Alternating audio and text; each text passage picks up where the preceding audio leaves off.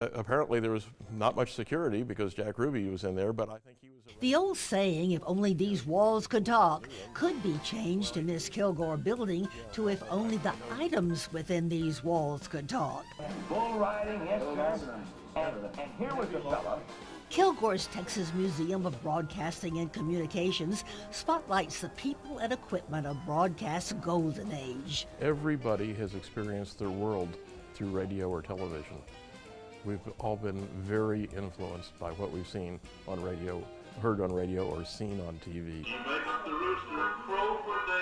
Because of the influence of radio and television on our lives, Chuck Conrad, founder and executive director of the museum, has found that the museum connects with the general public just as much as it does with newscasters and communication technicians. We have a camera here that was there when Lee Harvey Oswald was shot. The death of President John F. Kennedy's assassin is one of the most important happenings of history, brought to us live through this camera on display. But even if you consider Howdy Doody a historic part of your growing up, the museum contains a wide variety of programs and equipment, historic in their own right. The telecruiser is probably the main draw because it's maybe 14 or 15 were ever made. And with only 2 such telecruisers known to still exist, it joins the ranks of museum rarities. The one I sought after the most is the RCA TK41 over here that is one of the very first color cameras. The acquisition is almost as much fun and sometimes more fun